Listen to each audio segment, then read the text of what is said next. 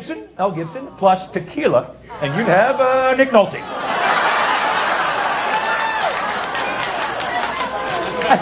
I love that photo of Nick Nolte, man. How do you do that with your hair?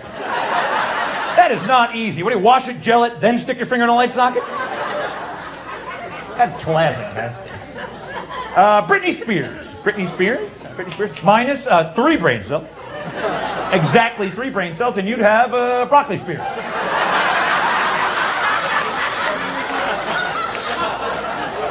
Maybe 2. Couple more. Joan Rivers, minus makeup, and you'd have Gollum.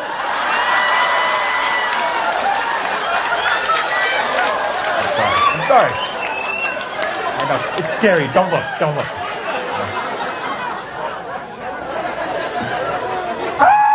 Here's an org chart of org charts. There's my main org chart, my sales, marketing, engineering org chart. Here's your reorg chart. Every company should have those. And then this is interesting. This is my actual family org chart. Make one of these.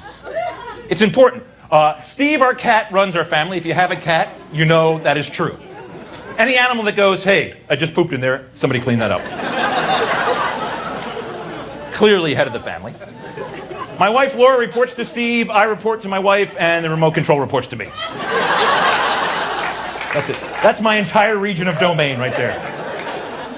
Now, kind of my final point, and this people do all the time, is they'll just have graph after graph just to impress you with their graph prowess. And I chose acronym usage. This is my real-time acronym usage. It pretty much goes up and down. I don't know why you'd need the graph, but you can see pretty much peak there. I'll use some more acronyms later. And there's just a chart that doesn't make any sense to you, but I just want to impress you. Here's an acronym letter distribution. C's, I's, E's, N's, and S's are the most common letters that I use in my acronyms. Here's a pie chart letter distribution.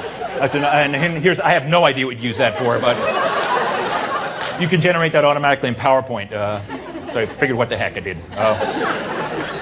Here's a line graph, the number of line graphs throughout my show. Here's a bar chart, number of bar charts, pretty much goes up and down. Here's a real bar chart. There's beer, wine, martini. That's the kind of bar chart I'm into. Here's a candy bar chart. Here's a salad bar chart, tomatoes, sprouts, spinach, and the different calories of each. Here's a sushi bar chart. This is a probability of illness, depending on what your favorite. Here's a bar chart of the number of bars, visits versus age throughout my life. Most people don't take the time to do this, but you can see when I was 17, I had the fake ID, so it was confiscated when I was 19, and my bar usage dropped dramatically.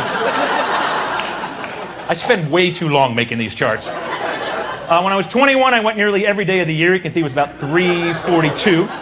It's kind of gone down through the years. I plan to drink a lot when I'm 40, a lot when I'm 50, and then retire and drink constantly. That's my plan. Thank you. Back to the charts again. Here's a pie chart of chart types, 3D charts, bar charts, pie charts. Here's a pie chart of pies for dessert, lemon, pumpkin, cherry, pecan, apple. Here's a pizza pie chart. Here's your pot pie chart. There's a better pot pie chart. Here's a pie chart with values of pi for the nerds out there. You got 3.14159, 22.7, 3.14, and pi itself. We have a pie chart. I was thinking, why don't we have a cake chart? So there's a cake chart. Why do we leave the cake out? There's a birthday cake chart. There's a wedding cake chart.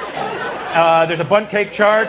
An upside-down cake chart. And then, really, that's an upside-down cake chart. And, all right, I think I've covered all the charts. Any questions at this point? Visit these companies, and I get to see a lot demos of like really cool stuff. And one of the things I saw was I went to IBM and I saw this universal speech translator. It was the coolest thing.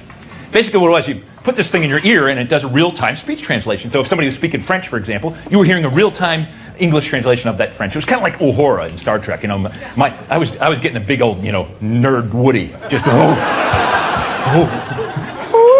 Captain.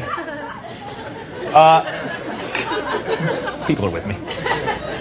And basically it works in 3 modes right now, French to English, Spanish to English, and German to English. And it's coming out, but this is like around the corner. You're going to be able to buy this. And my first thought when I saw this, because I'm a comic, was that'd be great. But you know what I'd really like? I'd really like a universal business translator that would take what salespeople told me and tell me what it really means. Because this is something I could use. So, for example, if I had this in and my salesperson said to me, it's state-of-the-art, I would know that really means I have no idea how it works. Excessive bullet pointing, only bullet key points. If a salesperson bullet points and your key messages will not stand out. In fact, the term bullet point comes from people firing guns at annoying presenters.